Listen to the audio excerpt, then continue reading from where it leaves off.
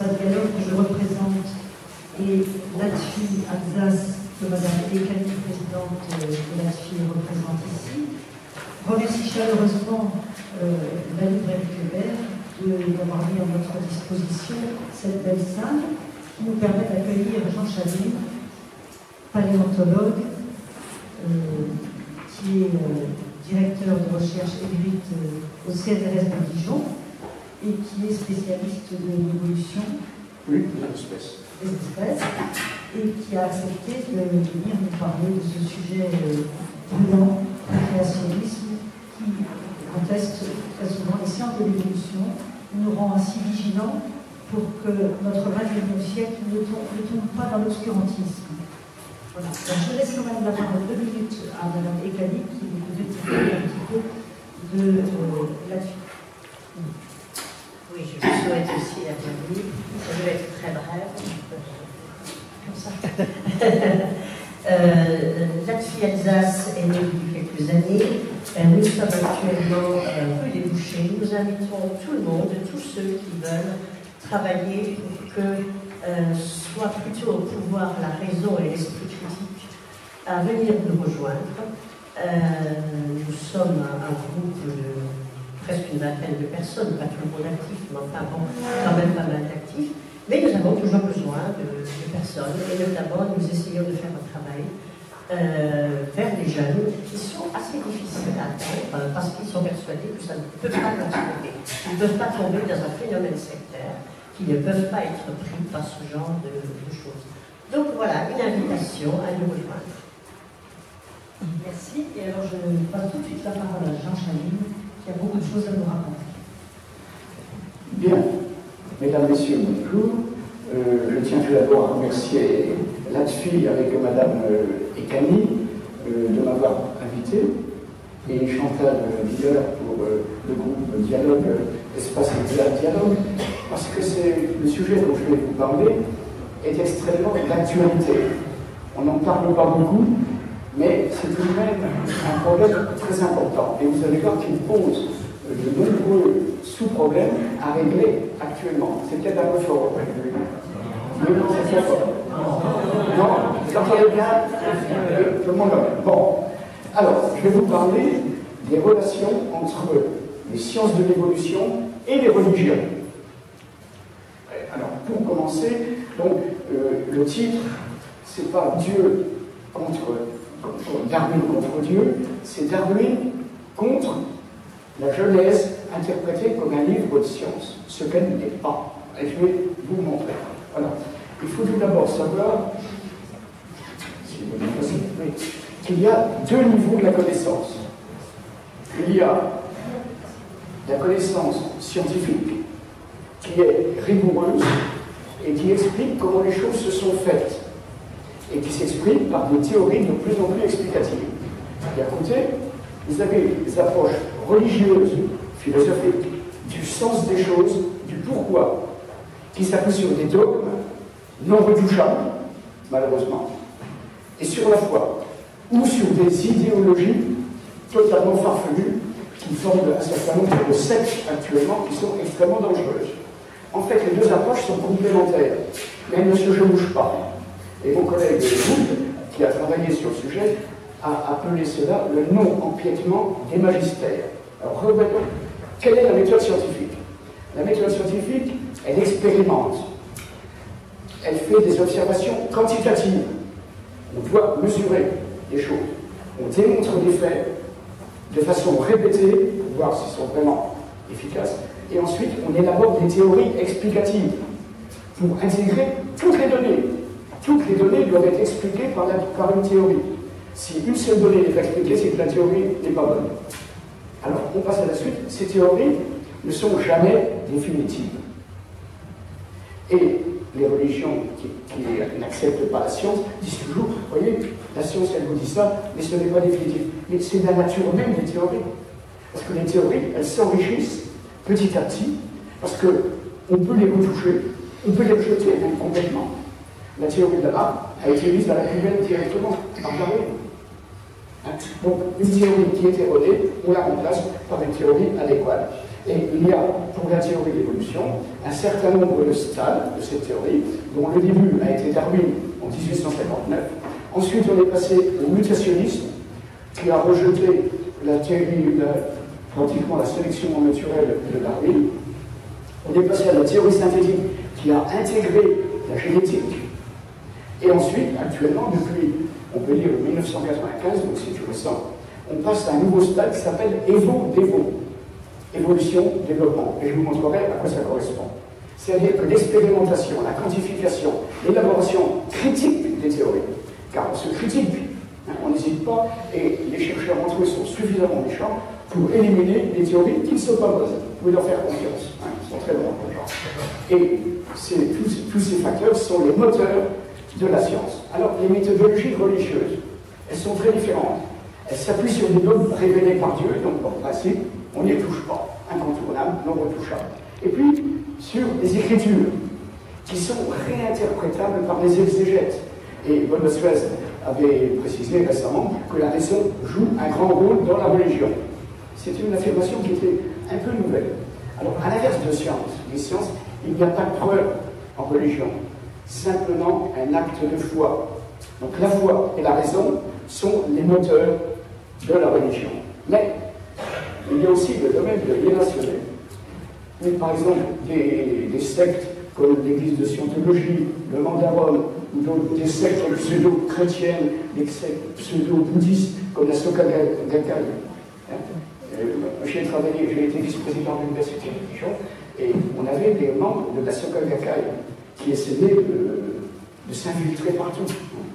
Donc c'est très très important. Alors, qu'est-ce que c'est que la conception créationniste? Le créationnisme, c'est une lecture de la Genèse prise au pied de la lettre, où l'on dit que Dieu a créé le monde en 7 jours, les végétaux, chacun leur espèce, les animaux qui peuplent les mers, la terre, les airs, tels que nous les avons sous les yeux. Pour l'époque, c'était une explication logique, parce que ça expliquait le monde de l'époque. Mais il y a quand même un certain temps, plus de 3000 ans. Alors, selon le créationnisme, les espèces auraient été créées individuellement, indépendamment les unes des autres, ça c'est très important, et à l'état de perfection. Donc c'était pas la peine qu'elles évoluent, puisqu'elles étaient à la perfection. Et à l'époque des Buffons, on admettait éventuellement une petite dégénérescence, mais pas du tout une évolution.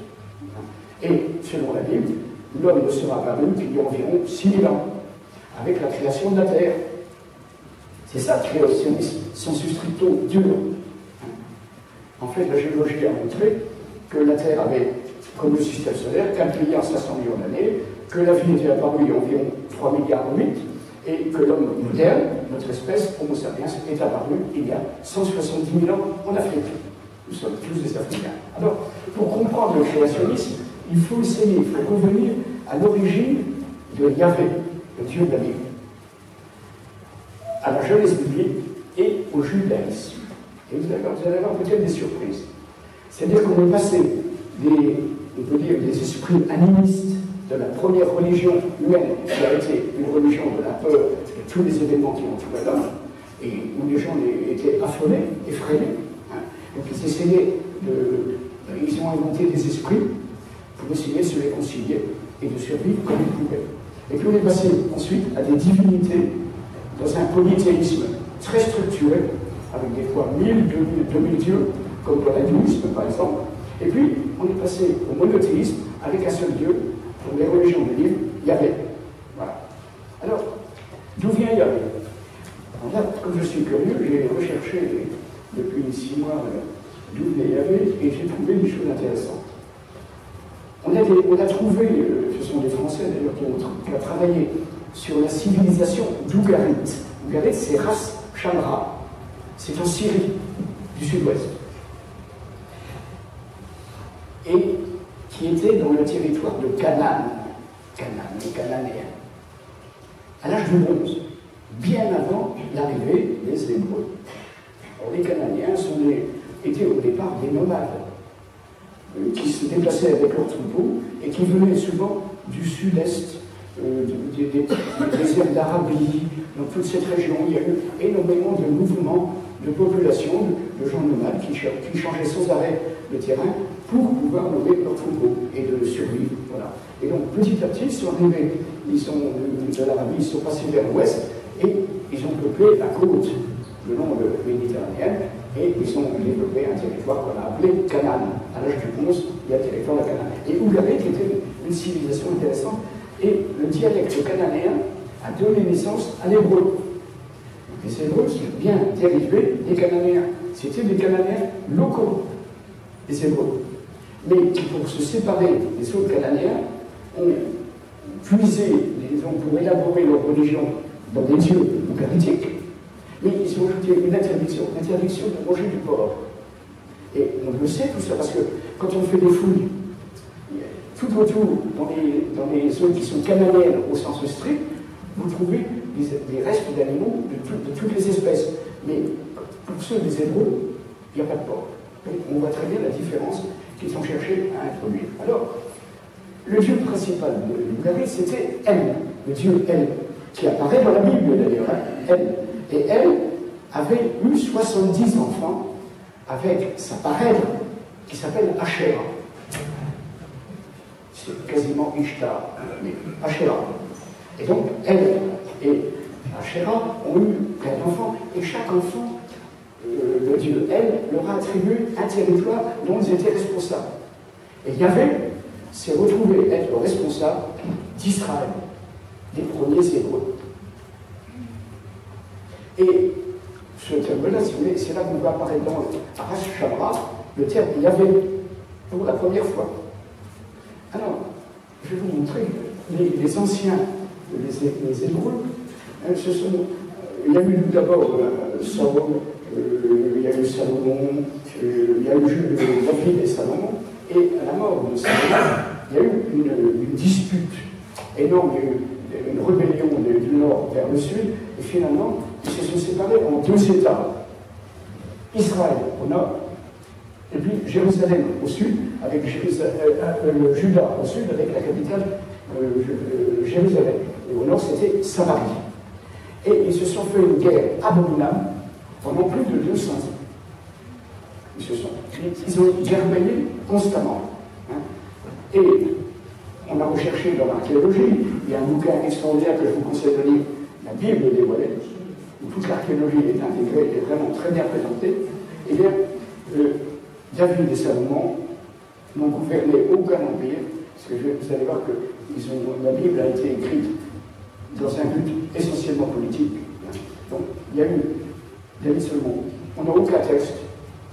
Le seul texte qu'on a, la maison de David. C'est le seul texte où on parle de David. Alors, Israël a été envahi en 722, même un petit peu avant, ça commence avant, par les Assyriens de Salmanasar V, qui ont conquis Israël, qui ont déporté les Israéliens en Assyrie et ailleurs, et ils les ont remplacés par d'autres peuples, de façon à les faire disparaître constamment, complètement. Alors, ceux qui étaient en Israël, il y en a plein qui ont fui en Juda, où il n'y avait encore les Hébreux, et finalement, Juda est devenu quelque chose, disons, un centre plus intéressant, plus important. Parce que Juda, c'était une région extrêmement pauvre, alors que le nord d'Israël était une région riche, où les cultures marchaient bien et tout. Aux alentours de Jérusalem, c'était pas terrible. Hein. Jérusalem n'était qu'un village. On a trouvé, au point de vue archéologique, l'ancienne Jérusalem, c'était un village de quelques centaines de personnes, c'est tout. Et donc, les splendeurs décrites dans la Bible de Salomon ou de David, vous verrez, c'est vraiment de l'invention qui a lieu après. Parce qu'au moment de l'effondrement d'Israël, en 722, hein, les Hébreux du sud, de Juda, ont trouvé que Yahvé était le plus important. Et ça les embêtait qu'il y ait un autre Dieu, El, qui lui fasse concurrent. Donc ils sont fusionnés, El et Yahvé, en une seule entité. Et du coup, Yahvé s'est trouvé associé à Asherah, la parèdre de El. Et on trouve des inscriptions où il y a justement le culte de El, et Yahvé Asherah. Même après, c'est devenu Yahvé Asherah. Donc, Yahvé était marié. Voilà. Alors ça n'a pas plu. Au moment où ils ont réécrit la Bible à Jérusalem aux alentours du 7e siècle, ils ont voulu changer complètement le système en disant il y aura un seul Dieu, ce sera Yahvé. Hein, c'est Josias, qui était un roi très pieux et qui trouvait que tous les malheurs d'Israël venaient qu'ils avaient désobéi aux ordres de Dieu. Donc, voilà. Et il a réécrit la Bible à partir de textes anciens, mais il a rajouté surtout des choses pour des considérations pour l'avenir, en disant qu'ils avaient été un peu totalement unifiés avec Israël, qu'ils ne s'étaient jamais battus, qu'ils avaient combattu également, tous les dieux parallèles qui pouvaient exister, ce qui était totalement faux. Donc, ensuite, il est arrivé que Juda a été effondré aussi en 587. Il y a Nabuchodonosor qui est venu et qui a conquis Juda. Et il a déporté l'élite à Babylone. Donc, les Babyloniens, là-bas, les Hébreux se sont trouvés dans un milieu où il y avait surtout des Zoroastriens qui croyaient au dieu Mitra. Et pour eux, Mitra, c'était leur seul dieu. Donc, du coup, les scribes et les prophètes, puisque les prophètes étaient un peu les agents de communication du roi à l'époque, faisaient partie de la cour. Hein, ils faisaient passer le message que le roi voulait faire passer. Hein, donc, les scribes ont commencé à rédiger la Bible en faisant un dogme monothéiste. Pourquoi? Parce qu'il fallait unifier le peuple. Et donc, ils ont attribué toutes les légendes locales, ils ont attribué à Yahvé. Le déluge, le déluge est un mythe babylonien qu'on connaît dans l'époque de Gilgamesh, qui est bien plus ancienne. Et ils ont tout revu, le périple des patriarches, Abraham, qui serait parti d'où? Aucune trace de déplacement de population important. Donc, on ne sait pas. La conquête de Canaan, il n'y a jamais eu de bataille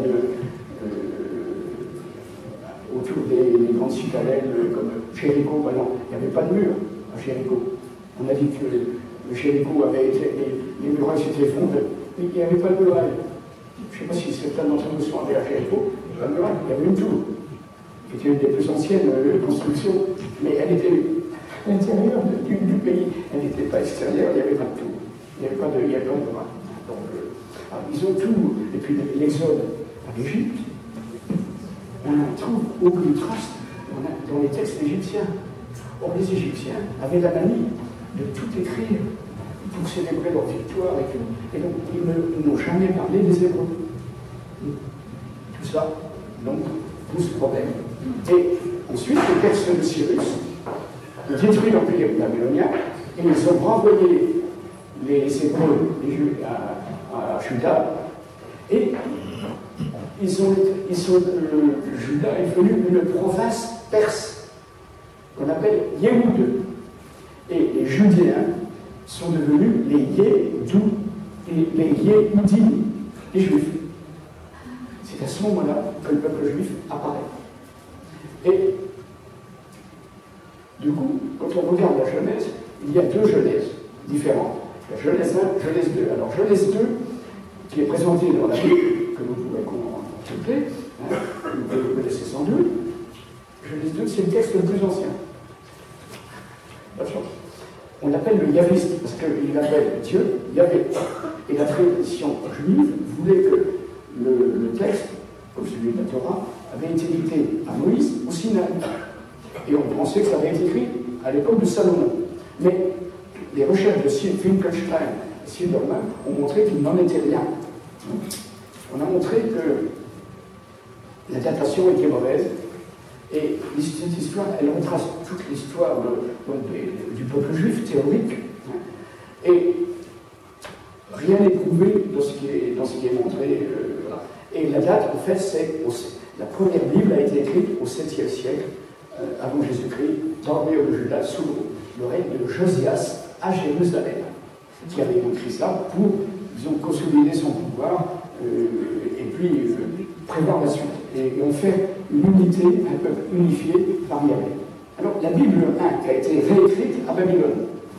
Alors, ils ont réinventé leur propre histoire, en disant qu'ils avaient toujours été monothéistes, ce qui était faux, complètement faux, et que les divinités adorées dans le passé avaient été combattues par leurs ancêtres, ce qui n'était pas vrai, parce qu'il y avait un temple à Jérusalem de Yahvé, Yahvé et Asherah, et un temple de Yahvé. Donc, tout ça, c'était refait. Donc, ils ont repensé la Bible, ils ont fait de Yahvé un concept de Dieu universel. Ça, c'est Isaïe. Et pourquoi ont-ils réécrit la Bible? Eh bien, voilà. C'était un but politico-religieux pour promouvoir les droits des exilés à leur retour sur le terroir, la propriété foncière qu'ils avaient. Parce que c'était l'élite qui avait été développée. Et ça avait été remplacé, ils avaient été remplacés par les Samaritains au nord et des Édomites au sud, qui avaient pris possession de tout ce qui avait été abandonné. Donc il fallait qu'ils récupèrent leur territoire, leur possession. Donc ils ont réécrit la Bible de façon justifiée, en étant un peuple unifié, qui avait toujours été monothéiste. Quand ils revenaient, il fallait qu'on leur rende leur terre, leur possession.